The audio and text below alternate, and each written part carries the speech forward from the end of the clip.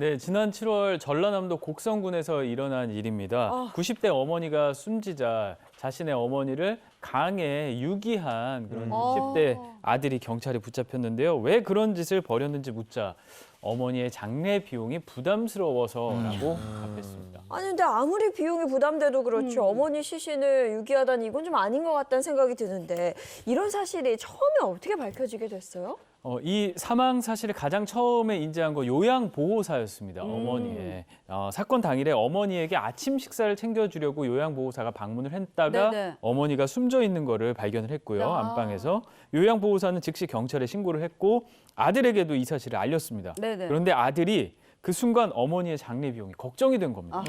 그래서 요양보호사 몰래 이륜차를 끌고 가서 어머니의 시신을 유기를 했고요. 나중에 자초지종을 물어보니까 결국엔 실토했다고. 요즘 같은 코로나 시국에는 진짜 이 조의금으로 장례비를 감당한다는 게 쉽지는 않거든요. 그러게요. 걱정이 되긴 됐겠죠. 근데 방법이 틀렸죠.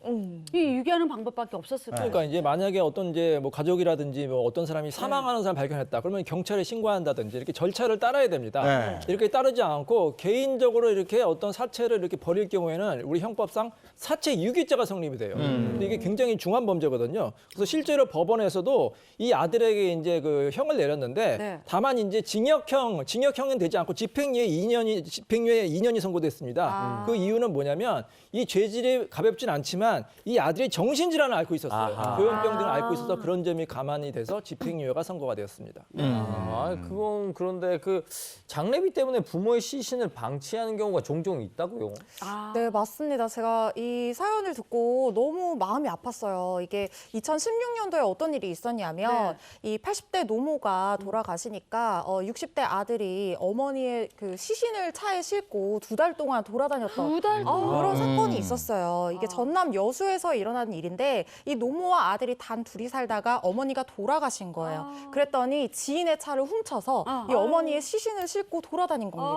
왜 이렇게 했냐 이렇게 물어봤더니 장례비가 없었대요. 그러니까 너무 형편이 어려우니까 당장 장례를 치를 수가 없어서 일단 시신을 싣고 여기저기 다니면서 일을 해서 장례비를 모으려고 했다. 이렇게 얘기를 했다는 거예요. 근데 이게 정말 너무 가슴 아프고 사실 이거까지 다 뭐 엄정하게 처벌을 해야 되나 이런 생각이 드는데 어쨌든 우리가 사회 통념상으로 치러야 되는 어떤 장례 절차로 예를 갖추지 않고 시신을 이렇게 방치해 놓는 것도 사체 유기죄로 처벌될 수 있습니다. 네. 결국 이 60대 아들도 이 사체 유기죄로 불구속 입건이 됐다고 합니다.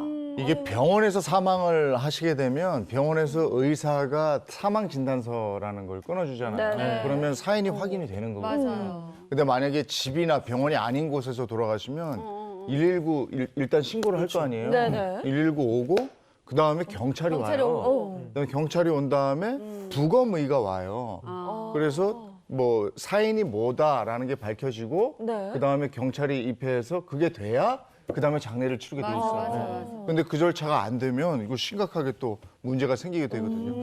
근데 이게 돈 문제 때문이 아니고 부모를 너무나 사랑해서 장례를 치르지 않은 경우도 있다면. 아, 그래요? 그렇습니다. 올해 있었던 일이에요. 올해 2월에 서울 도심 그것도 이제 동대문구에서 한 건물 옥상에서 있었던 일이거든요. 수십 년간 부패해서 미라 상태가 된 시신이 동대문구의 한 건물 옥상에서 발견이 된 거예요. 조사 결과 80대 아들이 30년간 어머니의 장례를 치르지 않고 옥상에 보관을 해온 거였어요.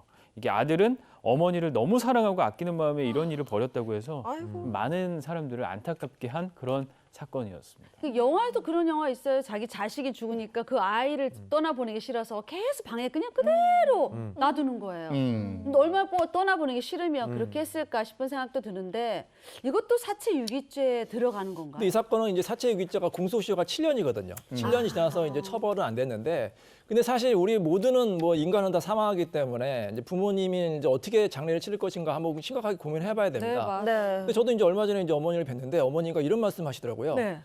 얘야 나 장례식 치르지 말아라. 어머님 갑자기 무슨 말씀이세요? 했더니 나 대학병원에 시신을 기증하기로 했다 이렇게 말씀하시더라고요. 그래서 이렇게 부모님의 장례식 절차가 중요한 게 아니라 평상시에 부모님의 그런 뜻을 받들여서 이런 부모님을 추모하는 마음, 이런 숭고한 마음이 더 중요하다고 생각합니다. 네.